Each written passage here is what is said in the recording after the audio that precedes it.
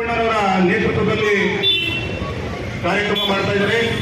ಈ ಕಾರ್ಯಕ್ರಮಕ್ಕೆ ನಮ್ಮ ಕರ್ನಾಟಕ ಸಂಘಟನೆಗಳ ಒಕ್ಕೂಟದ ಅಧ್ಯಕ್ಷರು ಕೆಲ್ಲಿಗೌಡರು ಕೂಡ ಆಗಮಿಸಿದ್ದಾರೆ.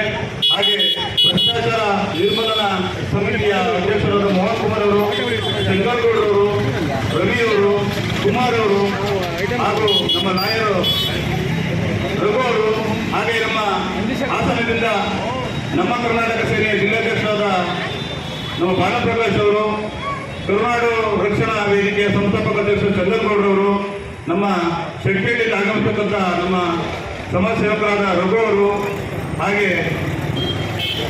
ಪ್ರಶಾಂತ್ ಅವರು ಕೂಡ ಈ ಕಾರ್ಯಕ್ರಮಕ್ಕೆ ಆಗಮಿಸಿದ್ವಿ. ನಂಜುಂಡೇಗೌಡರು ಕೂಡ ಈ ಕಾರ್ಯಕ್ರಮಕ್ಕೆ ಬಂದಿದ್ದಾರೆ.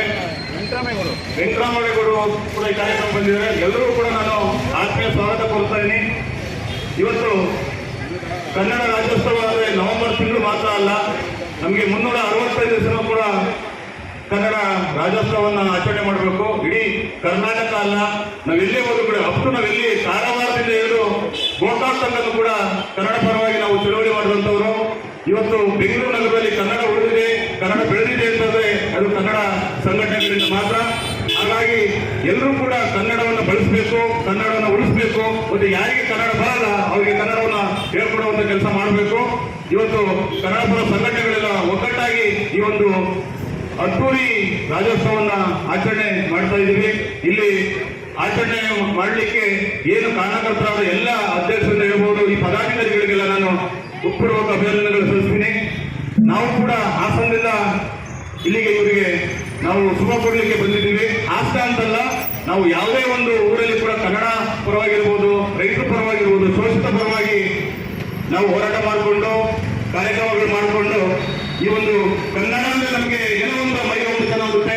ಕನ್ನಡ ಬಗ್ಗೆ ಯಾರೇ ಆದರೂ ಕೂಡ ಕನ್ನಡ ಬಗ್ಗೆ ನಾವೊಂದು ದಿಟ್ಟ ಧ್ವನಿಯಲ್ಲಿ ಈ ಹೋರಾಟಗಳನ್ನ ಮಾಡಬೇಕು. ಕನ್ನಡ ಅಂದ್ರೆ ಪ್ರತಿಯೊಬ್ಬರು ಕೂಡ ಎದ್ದು ಕುಣಿಯುವಂತ ಕೆಲಸ ಆಗಬೇಕು, ಕನ್ನಡವನ್ನು ಕಲಿಸುವಂತ ಕೆಲಸ ಆಗಬೇಕು. ಆ ನಿಟ್ಟಿನಲ್ಲಿ ಪ್ರತಿಯೊಬ್ಬರು ಕೂಡ ಕನ್ನಡ ಕೆಲಸ ಮಾಡೋರಿಗೆ ಎಲ್ಲರೂ ಕೂಡ ಸಹಕಾರ ಮಾಡಿ. ಕನ್ನಡ ತುಂಬಾ ಜನ ತಾತ್ಸಾರ ಮಾಡ್ತಾರೆ, ಕನ್ನಡ ಯಾಕೆ ಬೇಕು ಅಂತಾರೆ. ಯಾಕೆಂದ್ರೆ ಎಲ್ಲ ಬೋರ್ಡ್ಗಳಲ್ಲೂ ಕೂಡ 60% ಕನ್ನಡ ಇರಬೇಕು, 40% ಆಂಗ್ಲ ಭಾಷೆ ಇರಬೇಕು.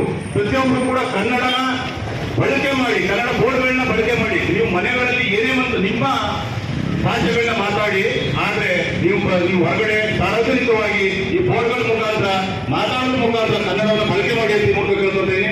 ಜೈ ಕರ್ನಾಟಕ ಮತ್ತು